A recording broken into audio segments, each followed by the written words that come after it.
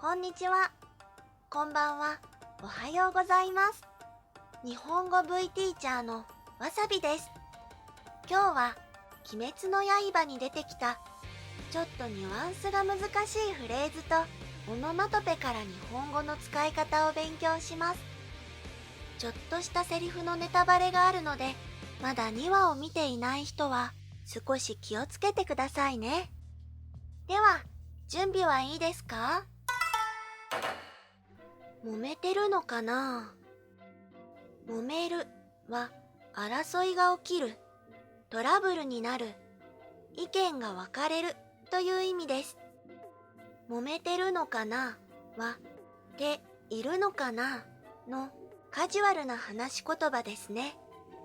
つまらないことで揉めたくない、たくない、want to, don't want to の形でも使えます。生活の中にある本当に小さな出来事で誰かとトラブルになったことはありませんか？そんな時に使えます。揉めるは動詞ですが、名詞の形でも使えます。他動詞を使うと自分が原因で揉め事が起きます。自動詞を使うとそうではありません。アクシデントです。ちなみに喧嘩と似ていますが、揉めるは言葉だけの喧嘩です。びくともしない、少しも動かない、少しも揺れないという意味です。これはこの手びくともしないのように体や物が全く動かないという意味でも使えるし、彼は何を言ってもびくともしなかったのように気持ちや考えに使う場合もあります。びくともしないはもともとびくともという副詞です。少しだけ動いたり揺れたりするという意味です。目が回っているだろう。目が回る。目の前が揺れる。めまいがする。すごく忙しいという意味です。例えば、コーヒーカップに乗った後などをイメージするとわかりやすいですね。目が回っているだろう。目が回っているは、クラクラするやフラフラするに言い換えることができます。この2つは気分が悪いとうまく歩けないという違いがあります。また、忙しすぎてクラクラする、フラフラする、ちょっとパニックという時にメタファーとして使うこともできます。他動詞、回すを使うと忙しすぎて気絶した、意識を失った、つまり倒れてしまったというニュアンスを出すこともできます。度を超えて頭が悪い子みたいだね。度を超えるの度は基準や限度という意味です。それらのボーダーラインより向こうに行ってしまう、やりすぎてしまう。基本的にこれは悪い意味を表すときに使います。度を超えて頭が悪い子みたいだねをシンプルに言うと、信じられないくらい、ありえないくらいバカだねぐらいがちょうどいいと思います。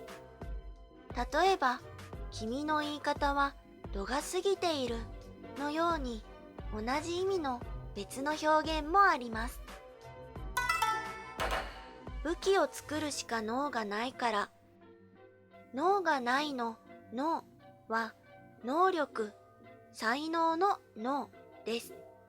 あとは考えやセンスという意味で使う場合もあります。武器を作るしか脳がないから、しかないの文法です。それだけはあるという意味でもありますが、それ以外はないということもできます。脳がないは人にも機械にも使える表現ですが、能力以外はないは機械に使った方がいいでしょう。いつも同じ店に行くのも脳がないかはアイデアがない、つまらないといったニュアンスですね。能力がない、才能がないことをバカにする言葉として能なし、無能という名詞があります。もしかすると僕のヒーローアカデミアに出てくるノームもこの言葉が由来になっているのかな。仲のいい友達だとしてもこんな心ない言葉は人に使わないでくださいね。立場をわきまえて行動しなよ。立場は社会や会社、学校などの中でのポジションのことです。わきまえるはそれを理解して行動する、動くという意味です。立場をわきまえて行動しなよはかなり冷たい言い方で、ニュアンスとしてはあなたの方が私よりも下なんだから黙って従えという圧、プレッシャーをかけるような感じです。この表現も違った言い方がいくつかあって、部をわきまえて行動しなよなどに言い換えることができます。身分や分際は社会での立場を表しますが、身の程は社会の中で自分がどれくらいできるか、自分の能力やポテンシャルなどの少し個人的な意味も含みます。特にこの身の程知らずというフレーズは、自分の能力を理解しないで何でもできると思って誰かに何かを言ったり、おせっかいを焼こうとするときなどによく使います。配慮が欠けていて残酷です。配慮に欠ける、他の人の気持ちを考えない、無神経なという意味です。配慮は心遣い、つまり誰かのことを考えて準備したり、誰かが嫌な気持ちにならないように先にフォローしておくということです。配慮が欠けていて残酷ですは、簡単に言うと、あなたの言っていることは間違ってないけどストレートに言い過ぎだ、相手を傷つける、他の言い方をするべきだということです。例えば常識、思いやり、優しさなど、人として絶対に持っていてほしいもの、持っていて当然だと考えるものの場合、配慮に欠けると使います。一方でお皿や茶碗、歯など硬いものの一部が少し壊れている、なくなっている、足りないことを表現したい場合はがを使います。配慮も基本的には配慮に欠けるという表現を使う場合が多いです。くだらない話に付き合っている暇ないんだよね。付き合うには2つ意味があります。一つは恋人と恋愛関係にあること。